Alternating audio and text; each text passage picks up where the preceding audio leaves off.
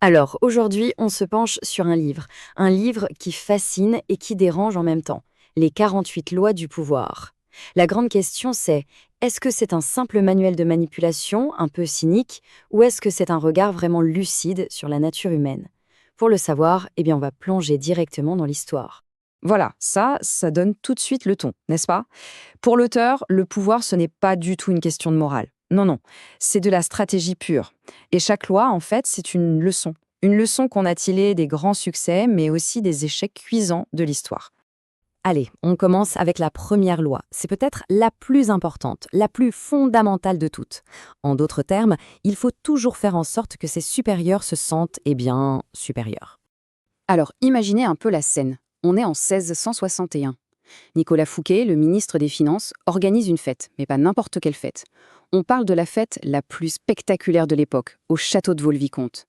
Il y avait des plats incroyables venus d'Orient, une pièce de théâtre écrite par Molière pour l'occasion, des jardins tellement magnifiques qu'ils vont inspirer Versailles. Bref, tout, absolument tout, était pensé pour impressionner et flatter le jeune Louis XIV. Et la suite? Eh bien, la chute a été vertigineuse, rapide, brutale. Parce qu'au lieu d'être flatté, le roi Soleil s'est senti complètement éclipsé, humilié même. Fouquet, en voulant trop bien faire, a commis l'erreur fatale. Il a montré à son roi qu'un simple sujet pouvait être plus magnifique que lui. Et ça, c'était tout simplement impardonnable. Alors la question qui se pose, c'est comment on fait pour impressionner son supérieur sans pour autant l'insécuriser? Comment briller, mais sans l'aveugler? Heureusement, l'histoire nous donne une réponse, et c'est un contre-exemple absolument parfait. Et là, on voit tout le génie de Galilée. C'est d'une subtilité incroyable. Au lieu de dire «Regardez ce que j'ai découvert», il a fait de sa découverte un miroir de la grandeur des Médicis. Il a littéralement mis leur nom dans les étoiles. En faisant ça, il a élevé leur statut à un niveau cosmique. Et par la même occasion, il a assuré sa propre position. Bon, on vient de voir l'art de ne plus éclipser le maître. Maintenant, passons à une autre loi, tout aussi tortueuse, disons, la dissimulation. Le principe de base est simple, ne jamais, jamais montrer son vrai jeu. C'est un peu le principe du magicien en fait. Il agite une main pour attirer le regard, pendant que l'autre fait le tour de passe-passe. L'idée, c'est de créer un écran de fumée, de guider les gens sur une fausse piste.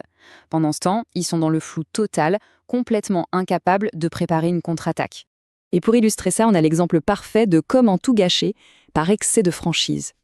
Le marquis de Sévigné avait passé des semaines à mettre en place une séduction parfaite, tout en mystère, en non-dit, pour finalement tout ruiner en un instant avec une déclaration d'amour directe. L'erreur de débutant. Et pouf, le charme est rompu. D'un seul coup, ce qui était un jeu de séduction charmant est devenu une manœuvre lourde, presque calculatrice. En révélant ses cartes, il a mis fin au jeu. Tout le plaisir, tout le désir reposait sur cette incertitude. Une fois qu'elle a disparu, la porte s'est fermée. Pour toujours. On a donc d'un côté l'échec total du marquis qui a été trop direct. Et de l'autre, pour bien voir la différence, on a un maître en la matière, Otto von Bismarck. Lui, il a appliqué cette loi à la perfection. Et c'est là qu'on voit tout le génie de Bismarck. Son objectif secret, c'était la guerre et l'unification de l'Allemagne. Mais qu'est-ce qu'il fait publiquement? Il fait un discours vibrant pour la paix. Résultat, il sème la confusion, il endort la méfiance de tout le monde. Ses adversaires, pensant avoir affaire à un pacifiste, lui donnent le pouvoir même qu'il utilisera plus tard pour préparer et gagner la guerre qu'il voulait depuis le début. C'est magistral.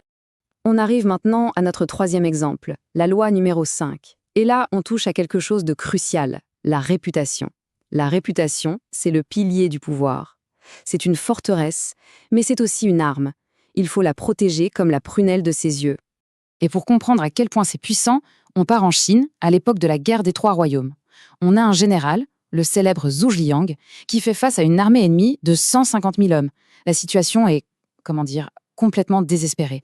Parce que pour défendre sa ville, il ne lui reste que 100 soldats. 100 contre 150 000, c'est même pas un combat, c'est un suicide. Mais voilà, Zhuge Liang n'a aucune intention d'utiliser ses soldats. Son arme secrète, c'est autre chose de bien plus puissant. Et là, il fait un truc de fou. Il ordonne d'ouvrir grandes les portes de la ville. Il monte sur les remparts, tout seul, et il se met à jouer calmement de son luth, comme si de rien n'était. L'armée ennemie arrive, voit ça, s'arrête net, et finit par faire demi-tour. C'est un bluff d'une audace monumentale. Mais pourquoi ça a marché? Son arme, ce n'était pas son lutte, c'était sa réputation.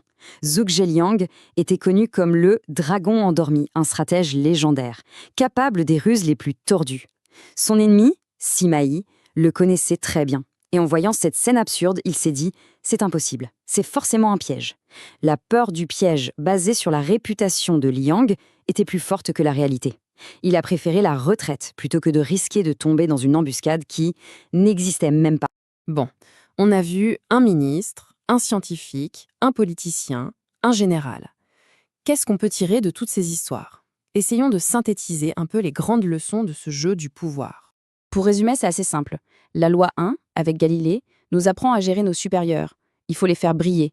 La loi 3, avec Bismarck, nous montre comment manœuvrer face à nos égaux ou nos rivaux, en cachant notre jeu.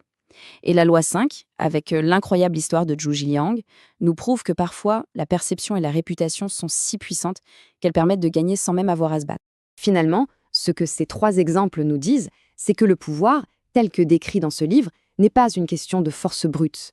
C'est un jeu social, très subtil, où les vraies armes ne sont pas les épées, mais la perception, la maîtrise des apparences, les émotions et, bien sûr, la stratégie. Ce qui nous amène à la question finale, bien sûr. Est-ce que ces lois, qui peuvent paraître assez impitoyables, sont un guide intemporel qui explique encore le monde d'aujourd'hui? Ou est-ce que ce sont juste les reliques d'une époque plus cynique, complètement dépassée? La question reste ouverte.